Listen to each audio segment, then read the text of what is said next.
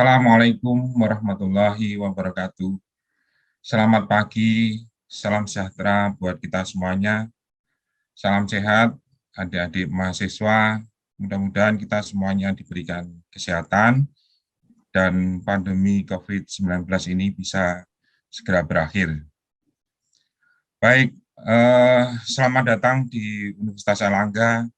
Selamat datang di mata kuliah dasar bersama, di mana pada pagi hari ini kita akan membahas masalah motivasi berkolaborasi sebagai insan akademis, yaitu mahasiswa, untuk menghadapi tantangan masa depan. Sebelumnya, perkenalkan, nama saya Dwi Setiawan, sebagai guru besar di Fakultas Farmasi Universitas Airlangga. Ya. Kemudian saya mendapatkan tugas untuk memberikan kuliah umum. Ini adalah riwayat pekerjaan saya, supaya adik-adik mahasiswa paham bahwa dosen itu apa sih pekerjaannya, kemudian apa sih kemampuannya, sehingga bisa memberikan materi, ya, pengalaman, tidak hanya materi pengetahuan, tetapi juga pengalaman-pengalaman ke adik-adik mahasiswa. Jadi saat ini saya ditugaskan Pak Rektor sebagai dekan di Fakultas Teknologi Maju dan Multidisiplin mulai tahun 2020 sampai 2025. Tetapi saya aslinya adalah dosen di Departemen Farmaseutika, ya, mulai tahun 1996 sampai sekarang, dan kemudian saya ditugaskan sebagai wakil dekan 2 yang mengurusi masalah keuangan sumber daya manusia tahun 2015 sampai tahun 2020. Ya, juga banyak tugas yang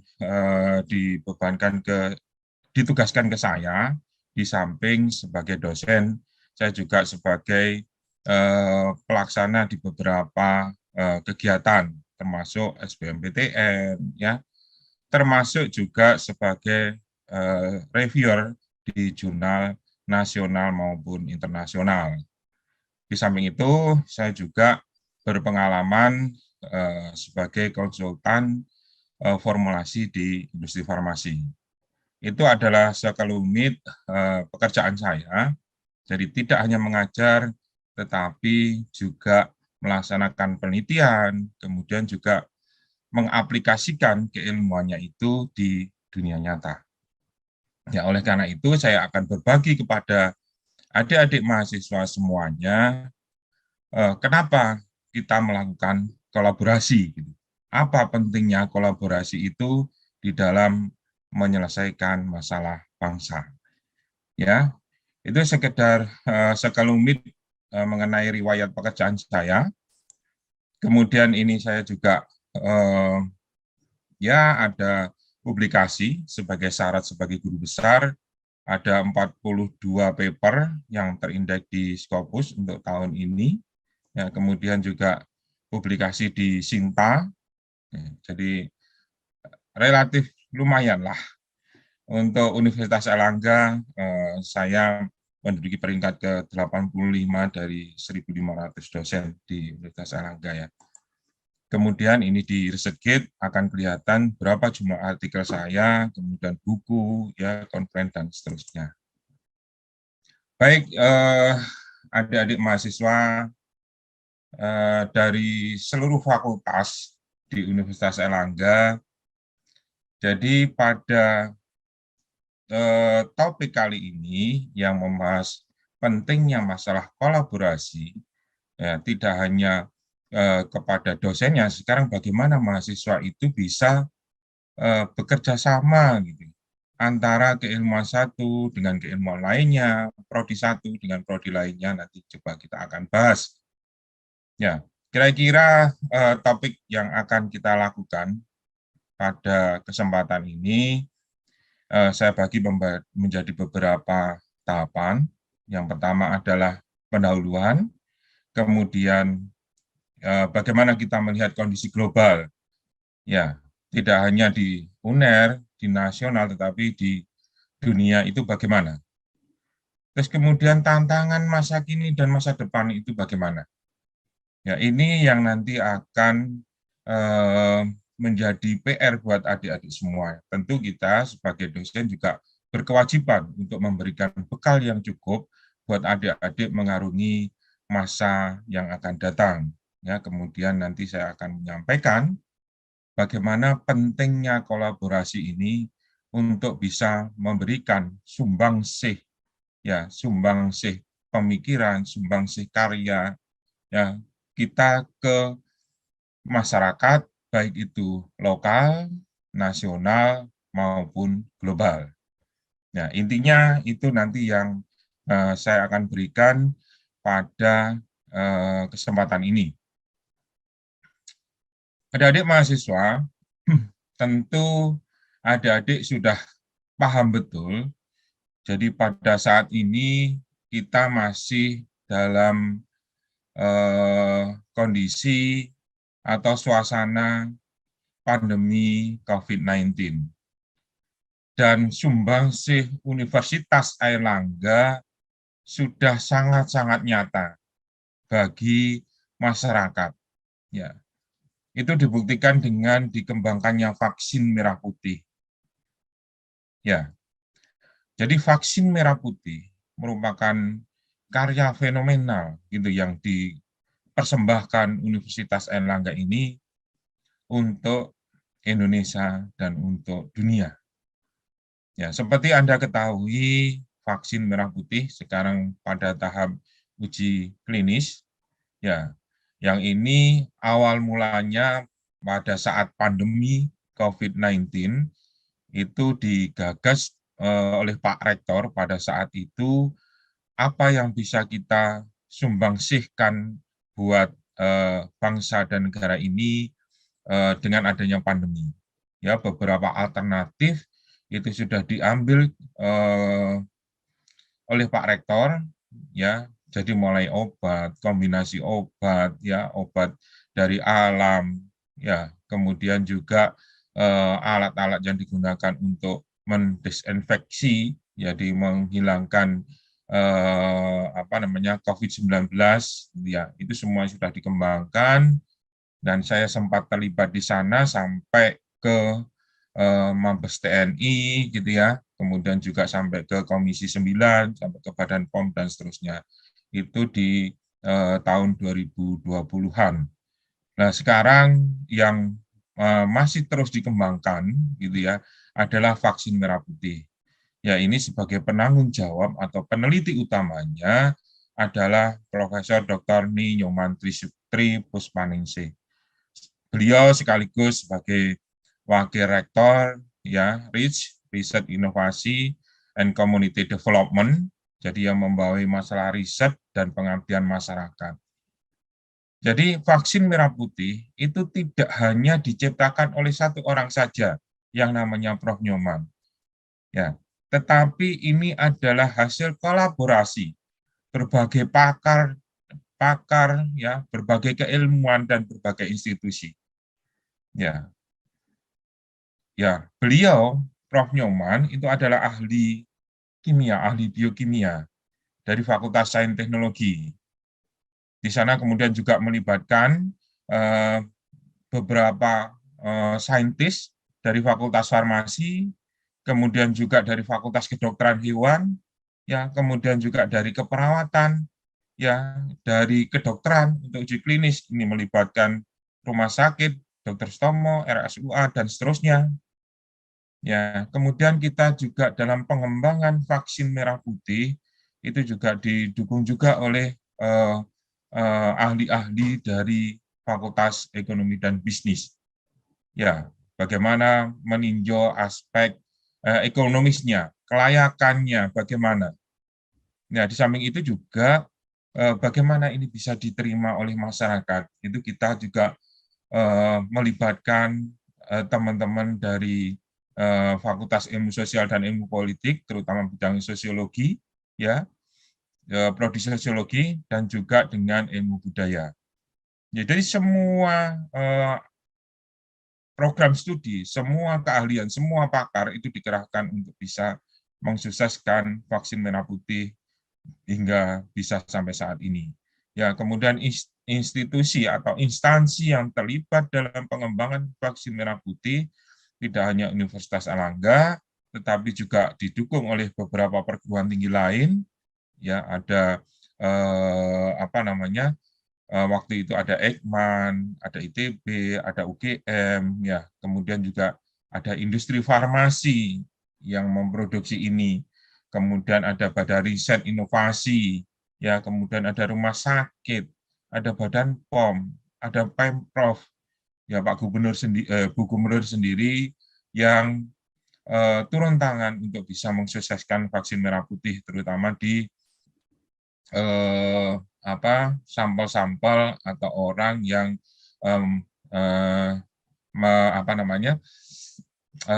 sebagai relawan untuk uji klinis ya sampai ke Panglima TNI ya yang baru-baru ini juga ke UNER itu turut mensupport bagaimana pengembangan vaksin merah putih ini bisa berhasil.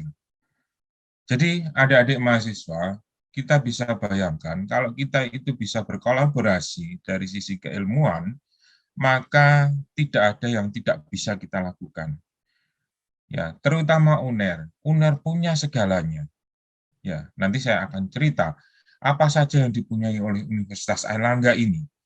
Ya, oleh karena itu ini merupakan waktu yang tepat, merupakan momen yang tepat buat adik-adik semua itu semuanya bisa menuntut ilmu, ya, menimba ilmu di Universitas Airlangga.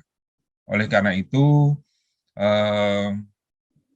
dulu ya MKWU gitu ya mata kuliah wajib umum, dan sekarang pembelajaran dasar bersama itu adalah salah satu upaya dari pimpinan universitas bagaimana kita mensinergikan potensi-potensi yang ada di program studi, yang ada di ahli-ahli, dosen-dosen yang ada di fakultas untuk bisa memberikan karya yang terbaik buat bangsa dan negara ini. Ya, jadi itu adalah bukti nyata adik-adik buat kita semuanya, tanpa kita membicarakan teori yang sangat tinggi, UNER sudah membuktikan bahwa UNER dengan kolaborasi itu bisa memberikan sumbangsi baik bagi masyarakat, bangsa, dan negara ini. Itu sebagai pendahuluan. Kemudian kenapa kita harus berkolaborasi? Kalau ditinjau dari kondisi global, kondisi dunia saat ini, ya ini adalah jadi mulai mungkin tahun 2019 gitu ya, 2020 itu adalah era revolusi industri 4.0. Apa saja ciri-ciri era revolusi industri 4.0? Saya akan jabarkan nanti di belakang. Jadi semuanya serba otomatisasi, penggunaan Internet of Things, gitu ya. Nah, ini mungkin sudah sunatullah ya. Jadi kalau dulu kita menggunakan aplikasi, ya, menggunakan media pembelajaran gitu dengan Zoom meeting dan lain-lain gitu ya. Kalau di UNER itu ada si hebat gitu, itu susahnya setengah mati. Tetapi dengan adanya pandemi COVID-19, maka terjadinya era revolusi industri 4.0 itu bisa diakselerasi. Apa sih ciri dari kondisi global atau kondisi saat ini yang terjadi? Ya, itu bisa dicirikan dengan VUCA, gitu ya. Apa itu VUCA? Jadi bisa diterjemahkan VUCA itu volatility. Jadi segala sesuatu itu mengambang, gitu. Uncertainly, tidak tentu. Informasi yang kita dapatkan tiap hari bisa berubah. Ya, yang kemarin pandemi diperkirakan sudah berakhir, ternyata naik kembali. Ya, itu adalah kondisi-kondisi yang terjadi di saat ini. Tidak hanya di Indonesia, saya kira juga ini melanda hampir di seluruh dunia. Kemudian complexity.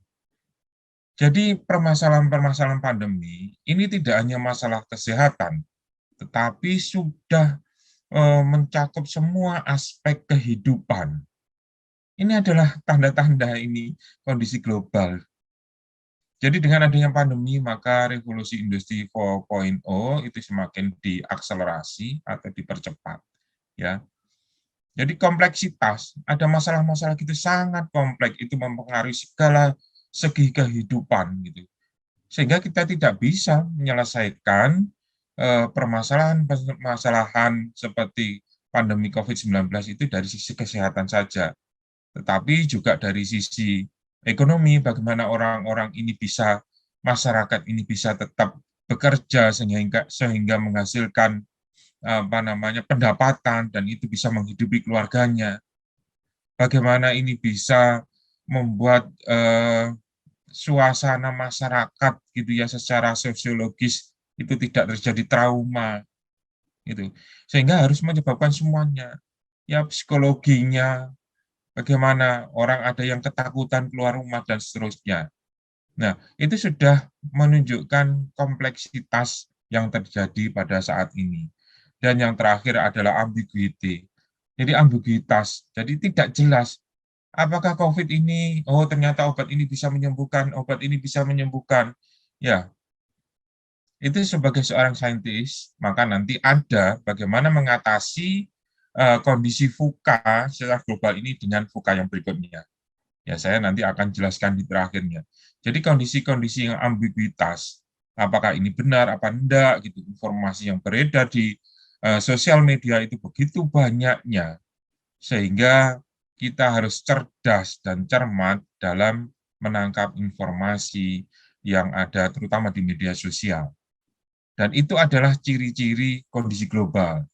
Ya, nah kondisi ini itu sebenarnya sudah dirancang pada saat terjadinya revolusi industri.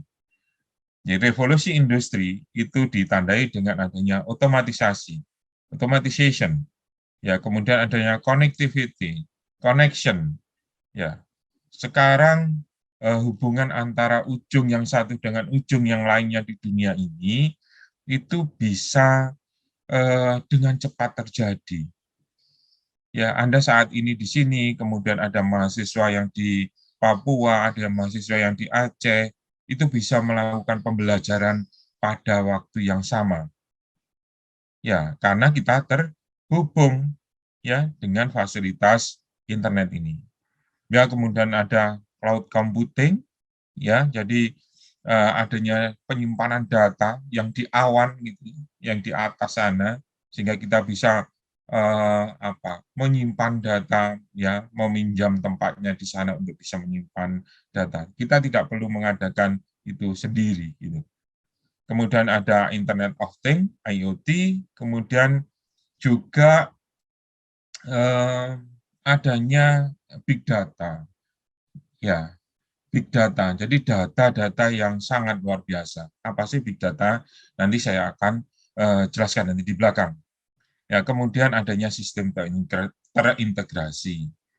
Ya, jadi semuanya nanti bisa dimulai dari awal, kemudian bisa diakhiri itu dalam suatu aliran yang satu unit, satu line gitu ya.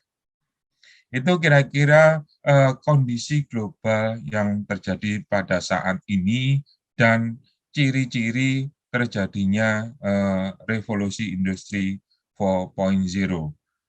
Jadi otomatisasi itu bisa terjadi pada mesin, gitu ya, proses, kemudian innovation, kemudian juga productivity, ya, kemudian improvement. Jadi otomatisasi itu tidak hanya menguntungkan dari satu aspek, tetapi juga harus perlu dipertimbangkan otomatisasi ini untuk semua aspek. Saya beri contoh adik-adik mahasiswa semuanya. Jadi saya kasih contoh umpamanya vaksin merah putih ini kalau jadi itu ya. Kebetulan saya juga pengalaman di industri farmasi, sudah cukup lama saya di industri farmasi juga sebagai konsultan.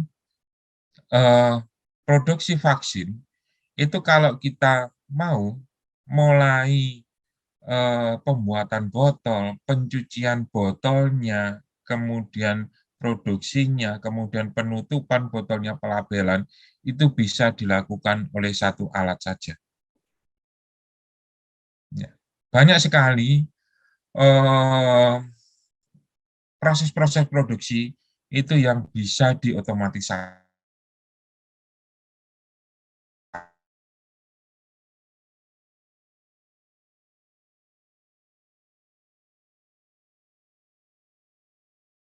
Kita 275 atau 280 juta. Bayangkan kalau semua proses produksi ya yang terjadi baik tidak hanya di industri farmasi tetapi di industri-industri lainnya itu dilakukan dengan otomatisasi. Maka hanya sedikit tenaga kerja yang diperlukan. Kalau hanya sedikit yang diperlukan, maka akan terjadi pengangguran yang luar biasa. Oleh karena itu, ya, dengan adanya perkembangan yang seperti ini, itu semua keilmuan itu harus berperan di sini. Tidak aja nanti yang ahli robotika gitu ya, yang ahli di teknik elektro, ada teknik industri, oh saya setting aja semuanya otomatis gitu. Dari sisi aspek sosial itu harus dipertimbangkan, dari sisi ekonomi itu harus dipertimbangkan. Apakah ini menguntungkan ke masyarakat atau tidak gitu. Bagaimana bisa menyerap tenaga kerja yang ada di masyarakat sehingga terjadi kemakmuran yang merata, itu harus menjadi pertimbangan teman-teman. Ya, oleh karena itu pengetahuan mengenai sosial, mengenai ekonomi itu pun menjadi penting bagi adik-adik yang berkecimpung di dunia robotika atau teknik gitu. Ya, pengetahuan itu harus menjadi pembahasan di sana. Sosiologi tidak hanya membahas masalah sosial-sosial saja, tetapi dengan adanya revolusi industri ini semuanya otomatisasi, apa yang terjadi itu juga harus ditinjau dari sana. Ya, oleh karena itu saya berharap nanti muncul ide-ide dari adik-adik. Ya, sekarang ada sudah program studi robotika dan kecerdasan buatan. Itu tentu kalau dikolaborasikan dengan teman-teman di psikologi, ya, di sosiologi, kemudian di ekonomi, itu saya kira akan menghasilkan karya yang luar biasa. Mana sih yang perlu diotomatisasi? Mungkin hal-hal yang sifatnya itu sangat bahaya gitu ya untuk manusia itu diotomatisasi. Kalau itu bisa dikerjakan oleh manusia, ya bagaimana kita bisa mengoptimalkan tenaga kerja kita. Tidak hanya kita mengandalkan masalah teknologi, tetapi juga harus mempertimbangkan aspek-aspek sosial. Ya, itu yang mungkin bisa menjadi pembelajaran kita semua, bisa menjadi PR buat kita semuanya, tidak hanya pada mahasiswa, tetapi juga dosen, bagaimana bisa menyelesaikan permasalahan-permasalahan yang ada di masyarakat. Ya, kemudian adanya cloud computing, jadi semuanya data-data dari handphone adik-adik, kemudian aplikasi, database, dan seterusnya. Sekarang semuanya sudah bisa diwadahi, tidak hanya di hard disk, tetapi bisa dititipkan di cloud computing yang ada di awan. Gitu ya. Kira-kira kan seperti itu. Jadi kita tidak harus itu membangun dalam bentuk alat sendiri, gitu. Udah dititipkan aja lewat internet. Saya pinjam ini berapa giga atau berapa tera gitu untuk bisa mengolah data-data kita. Kemudian adanya Internet of Things. Ya. Jadi penggunaan internet ya itu juga harus betul-betul bijak, betul-betul ditinjau dari segala aspek. Jadi bahasa sederhananya Internet of Things itu adalah yang disuruh mikir itu adalah mesin. Sementara mesin itu tidak punya perasaan. Mesin itu tidak punya perasaan.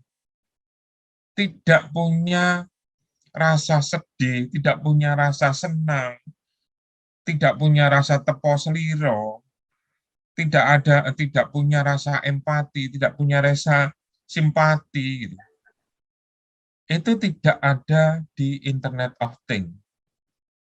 Ya, dia dimasukin program apa, ya itu yang akan keluar. Ya. Oleh karena itu, pengetahuan adik-adik yang memahami mengenai internet ini, ya, itu juga harus diimbangi juga dengan pengetahuan-pengetahuan mengenai psikologi, gitu ya. Pengetahuan-pengetahuan mengenai sosiologi, hubungan antar masyarakat, gitu. Ya, kalau semuanya itu menggunakan Internet of Things, ya, maka budaya-budaya kita itu bisa habis. Apakah internet itu bisa membedakan antara, oh ini kalau ini lebih tua, ini enggak, kita harus gaya bicaranya itu harus lebih tenang. Mungkin itu suatu saat bisa. Ya, suatu saat bisa. Jepang juga mengembangkan seperti itu. Tapi itu kan kita harus memasukkan yang sangat detail. Gitu. Bagaimana hubungan antara manusia satu dengan manusia lainnya. Ya, dosen satu dengan dosen lainnya. Ya, agak susah juga karena sekarang umpamanya saya ini ternyata mahasiswa saya S3 lebih tua dari saya. Ya agak susah juga kalau di setting sama internet gitu. Ya kan nggak ada unggah-ungguhnya gitu.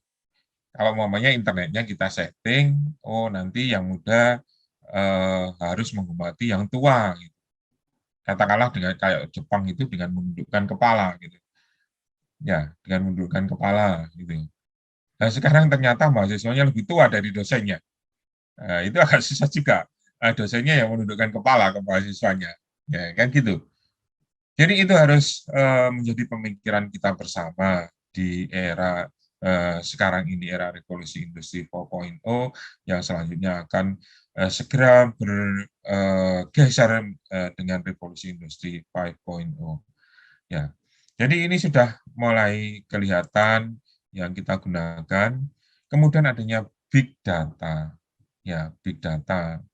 Ya, paling gampang adik-adik sekarang bisa memahami jadi big data itu di UNAR nanti sudah ada yang namanya prodi sains data.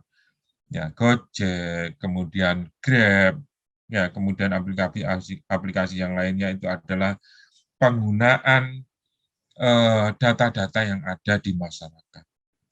Ya, dia mengumpulkan data yang begitu banyak, kemudian dia melakukan mengolah data itu sehingga dia tahu, oh ternyata orang ini suka pesan makanan, oh orang ini ternyata suka pesan baju, oh orang ini akan nanti iklan-iklan yang ada di media sosial yang Bapak Ibu yang adik-adik buka itu sesuai dengan kecenderungan Bapak Ibu.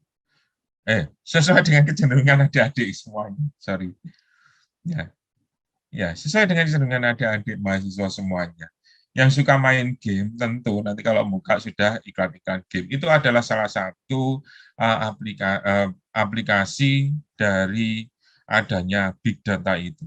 Apa sih big data? Jadi data yang besar ini tidak hanya dari sisi volume, tetapi juga dari sisi kecepatan. Dari sisi nilainya, nilainya mungkin sangat ini ya, kalau data-datanya yang ada di bank itu kan harus sangat secure, harus sangat aman gitu. Kemudian juga varietasnya, ya sangat banyak varietasnya.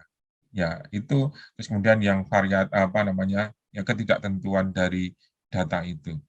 Itu yang dinamakan dengan big data. Ya. Jadi ciri-ciri dari revolusi industri 4.0 itu sudah terjadi saat ini. Ya.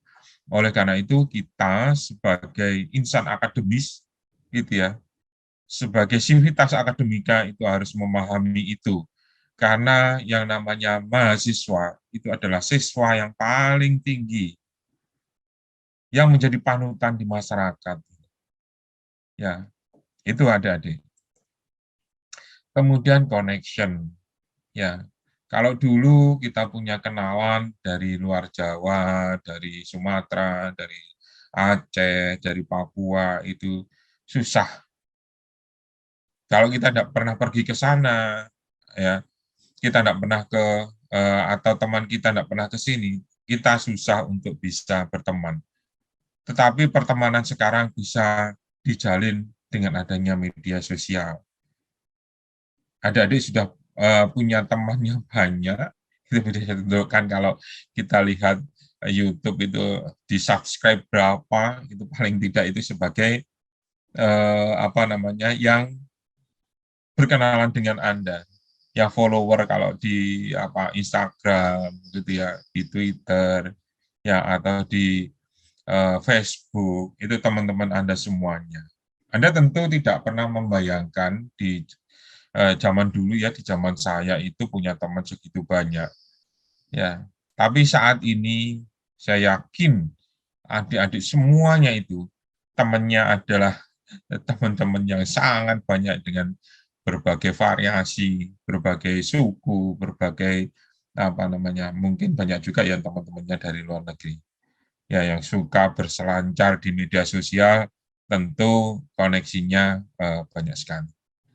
Ya, itu adalah ciri yang berikutnya dari revolusi industri 4.0. Nah, selanjutnya itu adalah integrasi. Jadi semuanya sekarang itu sudah bisa terintegrasikan. Ya, kita dengan adanya satu single data, itu kita bisa tahu, oh ternyata dengan NIK ini sudah divaksin atau belum. Ya, nanti masuk ke bank juga sudah ada datanya. Ya, nanti ngurus apa, ngurus KSK, ngurus surat ini, itu sudah muncul datanya semuanya. Ya, di Peduli Lindungi itu sudah semuanya. Itu adalah konektivitas, integritas penggunaan data itu. Kita mau naik pesawat dengan scan gitu aja kita sudah keluar data kita, apakah kita sudah divaksin penuh atau enggak gitu. Ya, Anda masuk ke GKP juga sudah seperti itu. Artinya apa? Jadi semuanya itu sekarang sudah terkoneksi, terintegrasi. Maka kolaborasi adalah salah satu solusi untuk bisa terus berjalan di era revolusi industri 4.0 ini dan untuk bisa menyikapi apa yang terjadi pada saat ini. Itu adik-adik, kalau kita berbicara kondisi global, ya kondisi global. Sekarang apa sih peran Universitas Airlangga gitu? Ya selain yang saya jelaskan tadi mengenai vaksin merah putih, ya apa sih sebenarnya peran Universitas Airlangga ini sebagai universitas gitu ya, tidak hanya melahirkan mahasiswa-mahasiswa yang hebat nanti lulusan-lulusan yang hebat, tentu Universitas Airlangga sudah menyiapkan semuanya, termasuk pembelajaran dasar bersama ini adalah salah satu upaya ikhtiar dari Universitas Airlangga ini memberikan bekal ke adik-adik semua dalam menghadapi tantangan di era revolusi industri 4.0 maupun di era-era yang selanjutnya. Sekarang kita lihat, apa peran Universitas Airlangga? Peran Universitas Airlangga sebenarnya langsung bisa kita lihat dari rencana strategis Universitas Airlangga. Rencana strategis adalah program utama yang digagas oleh Pak Rektor ya di 4 atau 5 tahun ke depan. Ya, pimpinan Universitas Airlangga dalam hal ini Pak Rektor sudah menetapkan bahwa rencana strategis untuk 5 tahun atau 4 tahun ke depan adalah mengoptimalkan nilai tambah serta berkontribusi signifikan baik secara lokal, nasional maupun global. Artinya apa?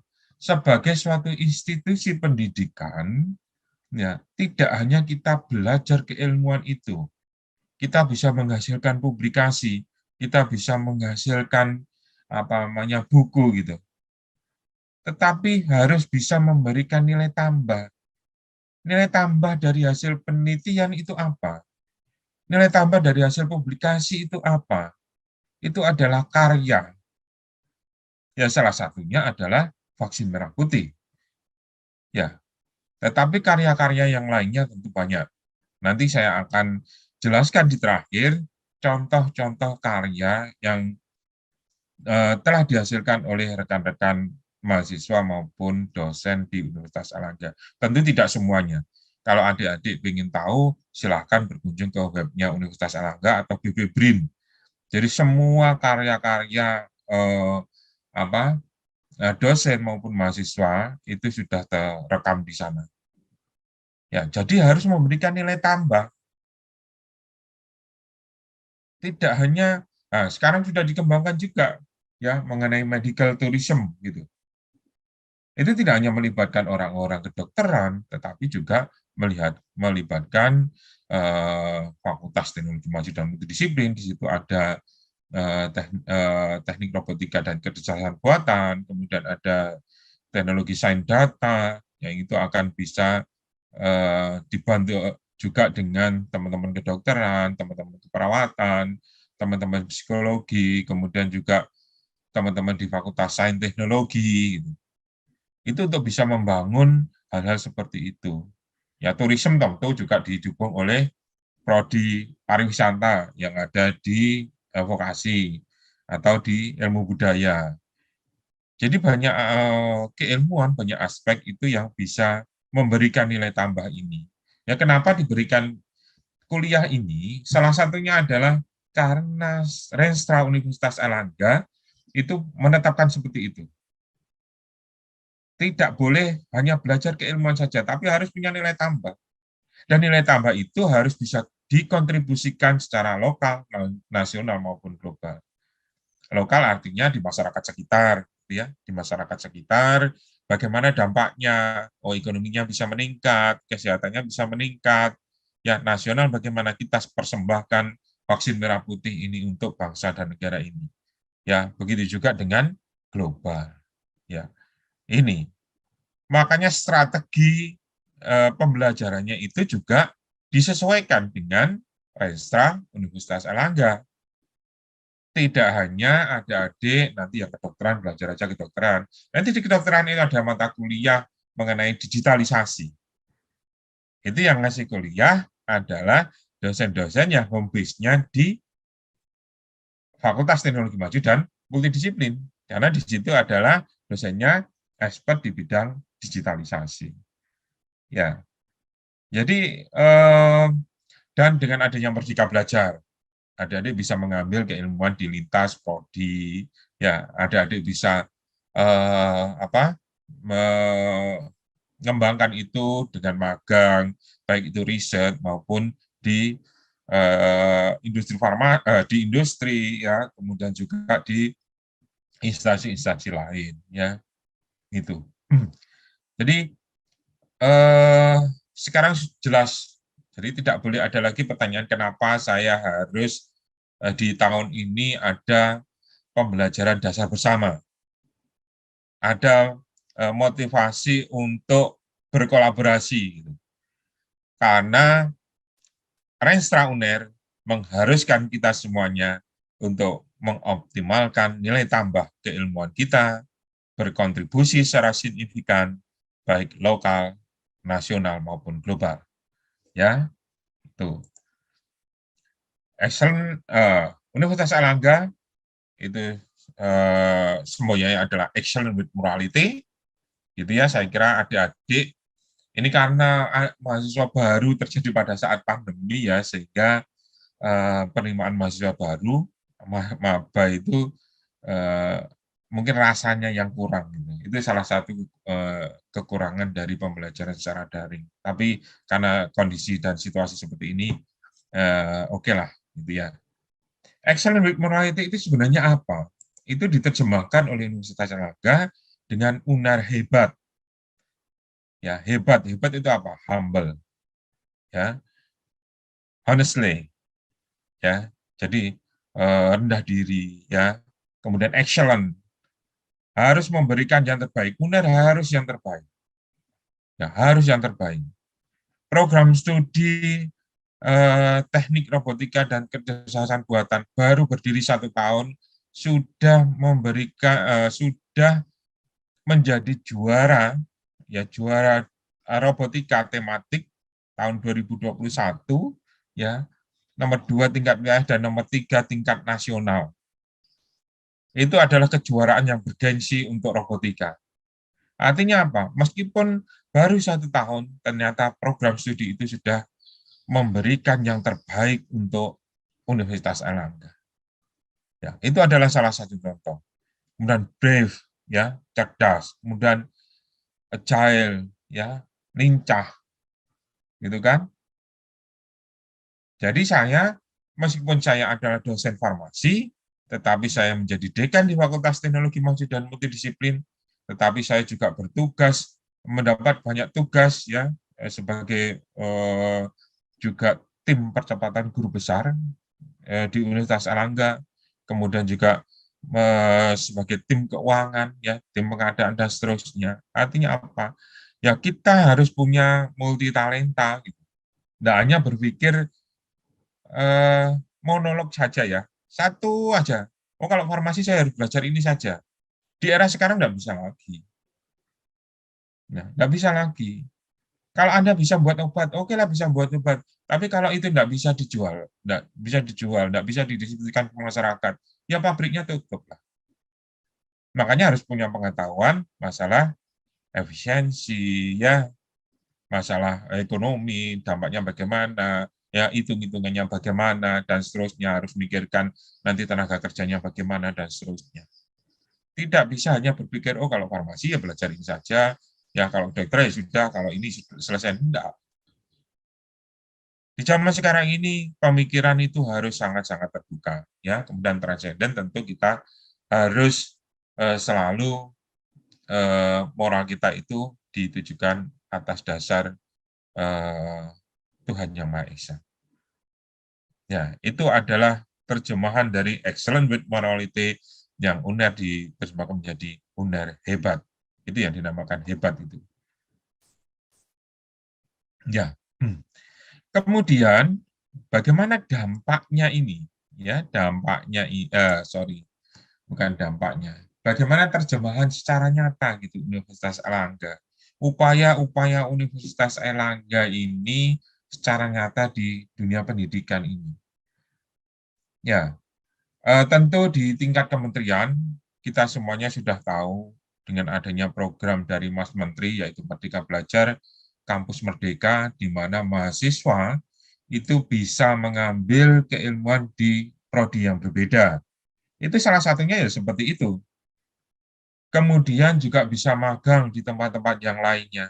Jadi kalau Fakultas Hukum tidak hanya Fakultas Hukum mempelajari tentang kitab hukum pidana, hukum perdata saja.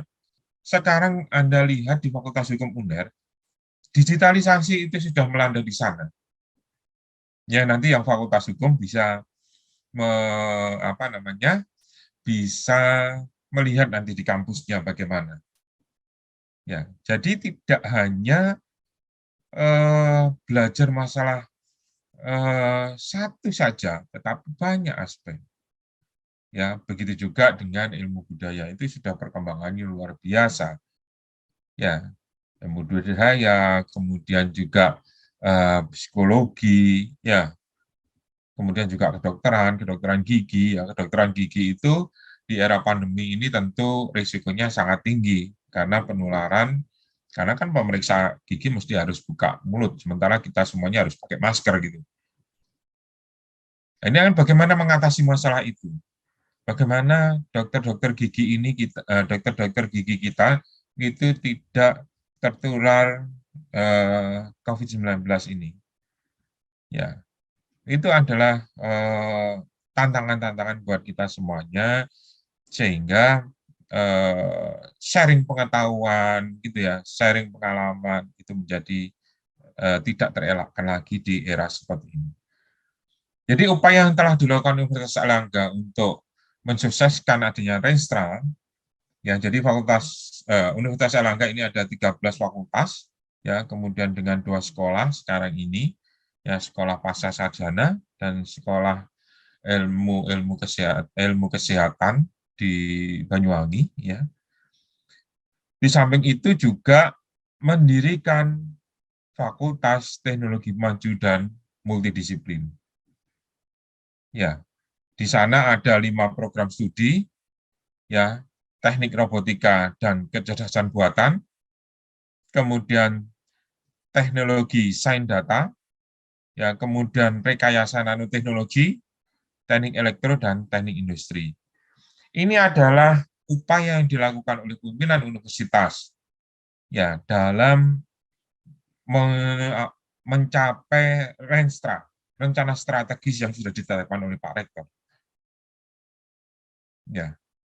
Jadi nanti karya-karya yang selama ini berhenti pada tahap tertentu itu harus ditambah, harus punya nilai tambah lagi. Apakah perlu digitalisasi, kemudian data-data yang ada di kesehatan masyarakat.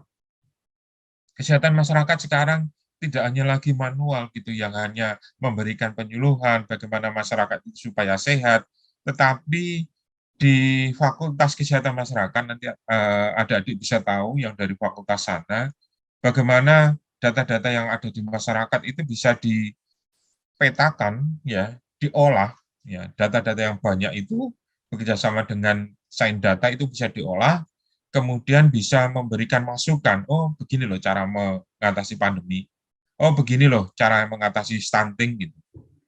Kan itu kita harus punya data. Stunting ya anak yang tidak bisa tumbuh normal gitu ya. Itu menjadi permasalahan sekarang di Indonesia dan menjadi prioritas dari pemerintahan Pak Presiden Jokowi. Ya, itu salah satunya ya harus ada kolaborasi antara ahli-ahli di kesehatan masyarakat ya, kemudian juga dengan ahli-ahli yang bisa mengolah datanya, ya, kemudian bisa memberikan masukan-masukan gitu, sehingga ada program-program yang lebih baik yang digagas oleh Fakultas Kesehatan Masyarakat, dan ini biasanya Fakultas Kesehatan Masyarakat akan bekerjasama dengan Pemda, dengan Pemkot, itu untuk bisa menyelesaikan masalah itu. Jadi masalah-masalah itu bisa diselesaikan dengan keilmuan dan kolaborasi keilmuan. Ya, banyak sekali yang terjadi. Kemudian juga ya di pendidikan gitu ya. Mahasiswa itu juga yang mahasiswa-mahasiswa fakultas-fakultas tertentu itu sudah ada pembelajaran bersama dalam bentuk modul interprofessional education. Ya, bagaimana menangani pasien itu dengan benar, tidak hanya dari sisi obat, dari sisi tindakan medis ya, tapi dari sisi keperawatan, dari sisi psikologisnya. Jadi sudah ada modul-modul itu sebelum adanya Merdeka Belajar dan Kampus Merdeka, sudah disiapkan Universitas Airlangga ini, supaya mahasiswa itu punya kemampuan yang komprehensif. Ya tidak hanya, oh ini saya pokoknya obat ya sudah selesai. Tapi bagaimana dampaknya, bagaimana terapinya, ya, bagaimana dokter menentukan diagnosanya, ya, menentukan tindakannya, obatnya sudah benar, kemudian kalau ada trauma itu teman-teman psikologi itu bisa memberikan saran, memberikan pendampingan, kemudian keperawatan, ya, dan seterusnya. Ya, kemudian bagaimana menghitung budget itu supaya di dalam pelaksanaan penanganan pasien itu bisa lebih ekonomis, tentu teman-teman di Fakultas Ekonomi akan terlibat di sana. Ya, ini semuanya sudah dilakukan oleh Universitas Airlangga dalam rangka menambah tadi memberikan dampak yang lebih untuk menjawab permasalahan bangsa ini sebenarnya. Ya, adik-adik tidak perlu khawatir, yang perlu ingat oleh adik-adik bahwa adik-adik itu tidak akan berkembang, adik-adik mahasiswa itu jika hanya mempelajari satu saja bidang keilmuan. Memang kita perlu adanya program studi yang di sana, ya, tetapi itu adalah core keilmuan yang harus berkembang, core keilmuan itu. Ya, tetapi untuk menyelesaikan permasalahan yang terjadi pada saat ini, ya baik secara lokal, nasional maupun global, diperlukan adanya kolaborasi yang lebih masif. Istilahnya gitu biasanya. Terstruktur dan masif. Terstruktur ya seperti ini. Ada mata kuliahnya, ada gitu ya. Kemudian tindakan-tindakan pembuatan modul interprofessional education itu sudah ada. Ya, kemudian di pembelajaran sudah disiapkan MPKM, kemudian sudah didirikan fakultas ya, multidisiplin, gitu ya. Itu adalah tindakan terstruktur, ya, masif melibatkan semuanya di dalam pencapaian Renstra Universitas Erlangga. Itu yang dilakukan oleh Universitas Erlangga sehingga adanya kolaborasi, ya, dengan adanya revolusi industri ini kita jawab dengan kolaborasi akan memberikan kontribusi yang signifikan. Ya, kolaborasi itu terjadi tidak hanya masalah keilmuan, tapi juga institusi atau lembaga, ya, institusi, lembaga, ya, kemudian keilmuan, kemudian juga stakeholder. Siapa stakeholder kita? Ada mahasiswa, ada dosen, ada alumni, ada praktisi, ada pemerintah, ya, semuanya itu terlibat seperti adanya vaksin merah putih itu. Ya, ini diharapkan dengan adanya kolaborasi yang lebih baik, ya, lebih terstruktur dan masif, gitu ya, itu bisa memberikan kontribusi yang signifikan. Sekarang kalau UNER sudah mempersiapkan seperti itu, bagaimana dengan mahasiswanya? Nah, sekarang apa sih mahasiswa itu? Ya, ya, siswa yang paling tinggi. Mahasiswa itu ada siswa yang paling tinggi. Ya, mahasiswa, siswa yang paling tinggi. Ya, mahasiswa itu adalah pada prinsipnya adalah pemuda. Ya, pemuda. Adik-adik tentu ingat. Jadi Indonesia tidak akan merdeka kalau tidak ada pemuda. Ya, pemuda-pemuda itulah yang menggagas, ya, adanya pada tahun 1928 adanya Sumpah Pemuda yang akhirnya memunculkan terjadinya kemerdekaan Indonesia. Ya, jadi pada prinsipnya pemuda itu adalah pemimpin. Pemimpin itu adalah pahlawan, gitu.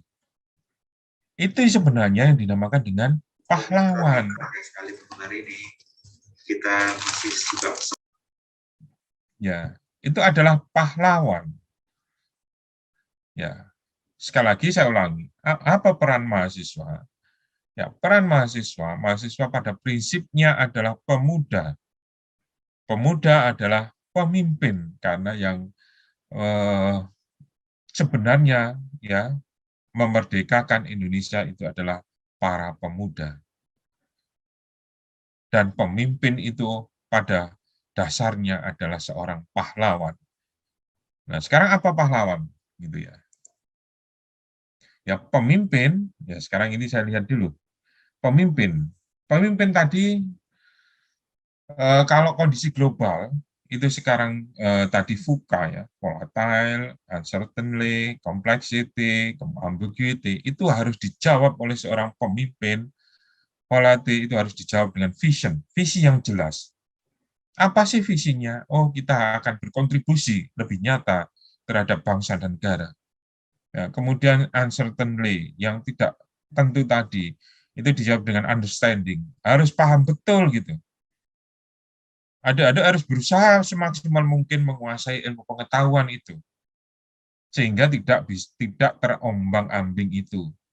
Ya, dengan adanya pengetahuan yang lebih lengkap, lebih komprehensif, adik-adik tentu tidak akan bingung waktu menjawab adanya kompleksiti. Permasalahan-permasalahan yang kompleks ini bisa diselesaikan dengan clarity, dengan jernih, gitu. Jadi informasi-informasi yang banyak beredar, gitu ya, yang di media sosial dan seterusnya, itu sangat-sangat kompleks, itu bisa diselesaikan jika kita berpikir secara clarity, secara jernih. Gitu. Kemudian ambiguity, itu ketidakjelasan, ambigu, gitu ya, kita bisa jelaskan dengan agility, dengan kelincahan kita. Ya, kita bisa menghandle ini, kita bisa ini, kita bisa ini. Nah, itu yang diharapkan, gitu. Itu adalah tindakan yang dilakukan oleh seorang pemimpin, dan pada dasarnya pemimpin itu adalah pemuda, dan pemuda itu adalah mahasiswa. Ya, di samping seorang pemimpin, ya, ini saya mengutip dua istilah ini yang sekarang beliaunya juga sebagai Menteri Keuangan. Ya, bagi saya pahlawan adalah mereka yang bersedia dan mampu untuk mengorbankan kepentingannya sendiri untuk tujuan yang lebih besar. Ya, yang kedua, kepahlawanan adalah tentang apakah kita mampu dan mau memberikan pengorbanan untuk tujuan bernegara, mencapai negara Indonesia yang adil dan makmur, bermartabat, dihormati oleh dunia, tetapi juga dihormati dan dibanggakan oleh rakyatnya. Jadi pada prinsipnya adik-adik itu adalah mahasiswa, mahasiswa adalah pemimpin, pemimpin untuk menjawab VUCA tadi, dijawab dengan VUCA juga. Ya, kemudian adik-adik adalah pahlawan, pahlawan yang dengan pengorbanannya. Jadi belajar itu sebenarnya adalah berkorban. Tidak ada belajar itu yang tidak berkorban. Harus mengorbankan yang harusnya itu santai-santai, ya harus membaca, harus masuk lab, ya harus membuat proposal dan seterusnya. Itu adalah bentuk pengorbanan adik-adik, gitu. Bentuk pengorbanan adik-adik sebagai seorang pahlawan. Sekarang tidak ada lagi yang namanya pahlawan itu mengangkat senjata. Musuh kita yang paling nyata ya kondisi global itu. Dan sekarang pandemi ini ya musuh kita ya pandemi, ya musuh kita ya bagaimana ketidakjelasan informasi gitu. Itu adalah musuh kita. Makanya adik-adik semua itu harus menjadi pahlawan-pahlawan, harus bersedia berkorban itu untuk bangsa dan negara ini, yaitu dengan belajar yang baik, gitu ya, berusaha yang maksimal, gitu, ya, secara jujur, ya, kemudian juga nanti berkarya dengan baik sehingga akan memberikan dampak tidak hanya bagi masyarakat, tapi nasional dan global. Ya, ini adalah beberapa produk gitu ya, hasil kolaborasi yang ini hanya sebagian kecil saja ya saya tampilkan. Saya tidak mungkin menampilkan yang banyak sekali produk-produk ya, tapi untuk saat ini memang produk yang sedang dikembangkan tadi adalah vaksin merah putih. Sementara produk-produk yang lainnya ada. Jadi kalau ada adik nanti belajar mengenai UNER lebih dalam lagi, ada produk-produk yang sudah banyak beredar itu adalah stem cell. Stem cell untuk bisa mengobati banyak penyakit gitu ya. Kemudian juga produk-produk herbal. Itu juga sudah banyak obat-obatan gitu yang dihasilkan oleh Universitas Erlangga. Obat-obat herbal itu. Ya, kemudian produk-produk juga eh, yang kemarin mungkin ya dental laser yang digunakan untuk kedokteran gigi diciptakan oleh teman-teman dosen-dosen dari Fakultas Sains Teknologi, didukung juga oleh Fakultas Kedokteran Gigi, ya, kemudian juga Fakultas Ekonomi dan Bisnis, ya, itu yang mendukung adanya produk-produk yang dihasilkan oleh Universitas Erlangga. Ya, jadi banyak sekali produk yang dihasilkan Universitas Erlangga dan di 5 tahun ke depan diharapkan UNER bisa memberikan sumbangsih yang lebih besar lagi.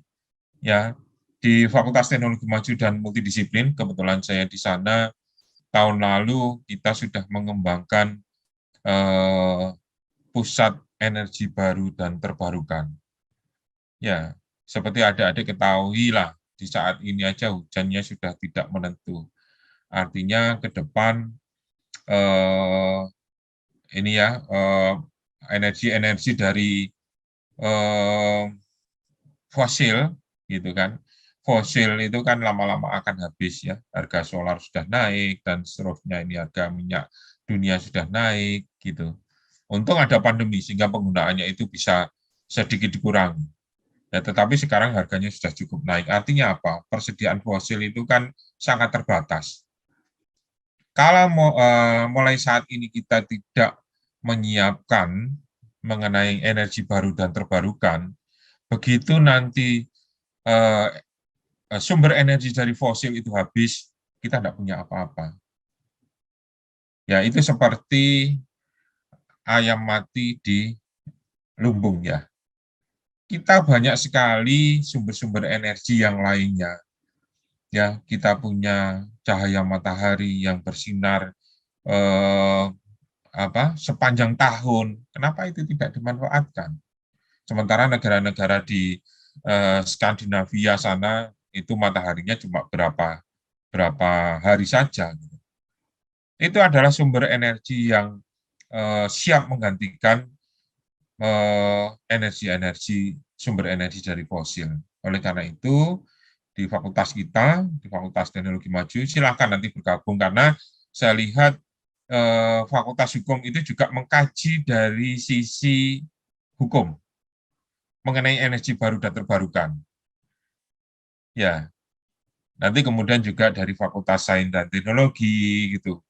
Nanti adik-adik saya berharap tidak hanya dari FTMM, dari teknik elektro, ya di FTMM sendiri mengenai energi baru dan terbarukan, itu tidak hanya dari prodi teknik elektro yang terlibat, tetapi juga dari teknik industri dan teknik robotika dan kecerdasan buatan.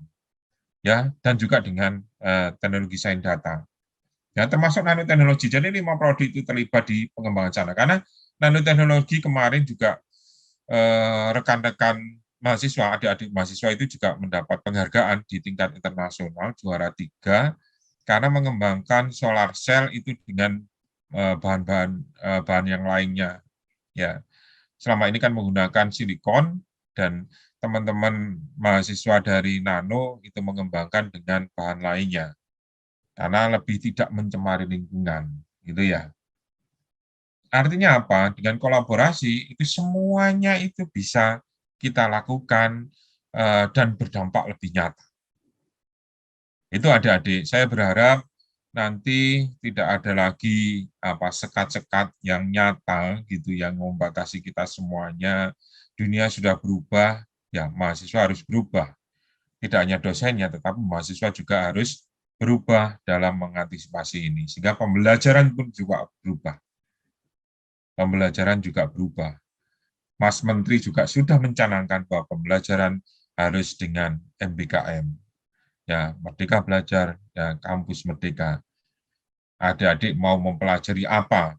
Ya, silahkan mengambil mata kuliah yang dibutuhkan atau magang atau praktek di tempat yang dikehendaki. Itu dibuka seluas-luasnya. Jadi mahasiswa diharapkan tidak hanya jadi kutu buku gitu yang hanya paham secara teoritis, tetapi juga secara praktek. Ya, itu adik-adik mahasiswa semuanya.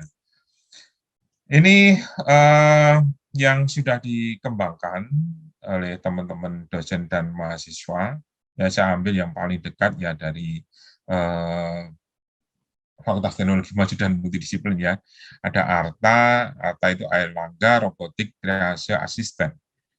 Ya, ini adalah kolaborasi FTMM, Fakultas Teknologi Maju dan Multidisiplin, dari Teknik Robotika Kecerdasan Buatan, Teknik Elektro, Teknik Industri, kemudian FST, dan RSUA. Jadi alat ini dirancang untuk membantu tenaga medis dalam pemeriksaan COVID-19. Jadi masuk gitu, nanti ada screening, dilakukan anamnesis gitu ya otomatis, kemudian nanti pasiennya, oh ini COVID, ini enggak gitu. Dan ini akan mengurangi risiko terpapar atau tertular dari tenaga medis yang menerima di awal di rumah sakit ya. Ini sudah dianukan di rumah sakit. Kemudian juga ada ISANA ya, ISANA Integrated Supplier and Data Acquisition. Jadi ini juga dikembangkan sama RSUA, FST, teknik elektro, kemudian teknik robotika dan kecerdasan buatan. Ini pada saat itu COVID yang sangat ganas itu kan, ya kalau ruangan-ruangan yang digunakan isolasi, kemudian bagaimana sterilisasinya, bagaimana desinfektan dan infeksinya, membunuh kuman-kuman atau COVID-19 gitu yang di sana. Itu kita bisa menggunakan robot ini, gitu ya, Isana ini, kemudian dia akan menyemprotkan desinfektan ke segala sudutnya, gitu ya. Ini kemarin juga dibawa waktu AEE, ya, Airlangga Education Expo, disemprotkan, jadi manusia tidak usah masuk di sana. Itu maksud saya, tadi yang otomatisasi itu tidak harus semuanya. Kita bisa menggunakan robot itu untuk sesuatu yang sangat berbahaya untuk manusia. Ya, ini adalah karya-karya yang kira-kira menunjukkan kolaborasi. Ya, ini mobil sprayer tadi. Kemudian airfill, ya airfill ini adalah cikal bakal terbentuknya energi baru dan terbarukan ya. Jadi ini merupakan sistem stasiun cuaca yang terintegrasi dengan Internet of Things. Jadi nanti yang membaca itu adalah internet. Gitu. Sistem ini dirancang untuk dapat mendeteksi cuaca ya, suhu, kelembapan, ya indeks UV, curah hujan dan tekanan udara. Ya, selain itu dapat juga mengukur parameter kadar gas metana, amonia, karbon monoksida, ozon dan seterusnya. Ya, ini yang ada di lantai atas. Ya, pada saat itu ini dikembangkan oleh tim dari teknik elektro, teknik industri, ya dari FSD, dari FK, gitu. Itu untuk melihat kondisi cuaca. Nah, dan ini bisa dikontrol, itu di bawahnya itu ada komputer, nanti kita bisa lihat di sana. Gitu. Dan ini teman-teman dari teknik elektrik juga sudah mengembangkan untuk pengabdian masyarakat di Pasuruan, itu pertanian hidroponik, ya, pertanian hidroponik itu cahaya dan aliran airnya itu dialiri oleh energi surya, kemudian kebutuhan dari nutrisi pertanian itu nanti Anda bisa search di YouTube ya, itu pengmasnya di FTMM itu bisa dikontrol. Jadi umpamanya tanaman ini butuh apa, kalium atau butuh nitrogen, apa butuh fosfor, itu bisa diketahui dari kampus, itu bisa di handphone gitu bisa tahu. Oh, ini kekurangan kadar ini, kekurangan kadar ini, ya. Itu terintegrasi. Jadi masyarakat-masyarakat di sana sangat-sangat tertarik ya, sangat bersyukur adanya ini. Karena tidak memerlukan listrik, ya listriknya. Jadi ternyata tanaman hidroponik itu kalau malam disinari itu pertumbuhannya lebih cepat. Ya, sehingga sinar itu diambil dari energi surya, kemudian juga penggerakkan turbin itu dari energi surya, kemudian kebutuhan nutrisi dari tanaman hidroponik itu bisa dikontrol dengan alat ya yang digunakan program tertentu, ya itu bisa dikontrol dari UNER gitu. Padahal tempatnya itu di Pasuruan ya, di pelosok di sana. Gitu. Itu banyak sekali yang dikembangkan. Kemudian ada drone medis ya, ini memang dirancang oleh teman-teman dari TRKB ya, robotika, kemudian dari FK ada Dr. Niko itu, kemudian TE ya, FST dan seterusnya. Ini harapannya nanti umpamanya sampah-sampah yang diperlukan makin lama kalau eh, apa lalu lintas itu macet kan, sampel-sampel yang perlu dikirim katakanlah dari dokter Stomo ke RSUA atau kemana itu kan bisa dititipkan aja dengan drone medis ini. Ya, itu harapan kita semua. Ini untuk lebih detail ya tadi yang dilakukan rekan-rekan mahasiswa dari lintas prodi, bagaimana bisa mengontrol cuaca, ya menggabungkan dengan energi cuaca. Jadi alat ini itu sumber listriknya itu dihasilkan dari energi surya. Ya, jadi ini gabungan semuanya. Kemudian ada microfilter dialyzer. Jadi ini adalah filter ya yang bisa menyaring air gitu. Yang ini digunakan untuk cuci darah, sorry. Ya, untuk cuci darah. Ya, ini dari FMM dan dari Keio University Jepang. Nah, ini Anda bisa bayangkan itu. Ya, kerjasama kita tidak hanya dari perguruan tinggi di dalam negeri, tapi juga di luar negeri untuk bisa mengembangkan microfilter dialiser. Ya, kemudian ada masker. Ya, masker ini hasil dari pengembangan teman-teman dari teknik industri, kemudian dari UGM dan dari perusahaan II Toya. Ya, II Toya. Ya, itu. Ini ada contoh-contoh yang produk-produk yang dihasilkan, dan ini adalah semuanya hasil kolaborasi, tidak ada yang dikerjakan itu sendiri. Ya, ini juga ada masker, ya, membran yang memang sudah dites ini. Mungkin contoh yang terakhir, ini mungkin nanti bisa dikembangkan. Ini salah satu industri cat itu menghendaki kalau selama ini kita menyemprotkan desinfektan itu untuk membunuh COVID-19 ya. Tetapi kita berpikiran bahwa itu bisa ditempelkan nanti di dinding-dinding itu. Artinya berarti itu dengan cat. Ya. Cat yang di-coating, nah bahannya itu nanti bisa memancarkan sinar UV pada panjang gelombang tertentu, sehingga itu yang nanti bisa mensterilisasi atau mematikan virus. Ya, ini diinisiasi expert atau ahli-ahli dari rekayasa nano, kemudian teknik industri, FST, FK, dan FEB. Ya, jadi itu adik-adik banyak sekali yang harus kita pikirkan bersama, gitu ya. Harus kita pikirkan bersama bahwa kuncinya di samping kita harus excellent pada bidang ilmu kita, itu harus ada kolaborasi-kolaborasi. Ya, di mana kolaborasi-kolaborasi itu bisa nanti memberikan kemanfaatan yang lebih. Ya, kemanfaatan yang lebih akan memberikan dampak yang signifikan. Ya, baik lokal, global lokal, nasional maupun global.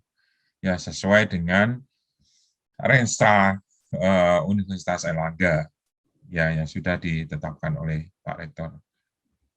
Jadi saya kira itu adik-adik semuanya di pembukaan kuliah ini ya sebagai mata kuliah pembelajaran dasar bersama gitu ya, yang saya berharap mulai terbuka di benak adik-adik semua di semua fakultas di Universitas Airlangga ini, mulai fakultas kedokteran sampai di Sekolah Ilmu Kesehatan Banyuwangi. Itu bisa berkolaborasi, ya, bisa berkolaborasi baik dari sisi keilmuan, gitu ya, baik dari sisi keahlian, ya, dari sisi kerjasama yang lainnya untuk memberikan sumbangsih yang besar bagi masyarakat sekitar kita, ya, bagi masyarakat lokal, bagi masyarakat nasional, ya, bagi bangsa ini dan bagi masyarakat global. Ya, akhirnya ini harus dihafalkan oleh adik-adik. Ya, ini adalah himne Airlangga. Kita berada di timur Jawa Dwipa. Megah engkau bertahta, Satya Airlangga, Kusuma Negara. Dari engkau kudapat budaya pusaka. Airlangga, Dikau Permata Indonesia Raya. Bagimu alma mater, ku berjanji setia. Berdharma bakti suci, berjasa mulia. Belajar untuk Nusa Indonesia yang kucinta. Airlangga, engkau hiduplah.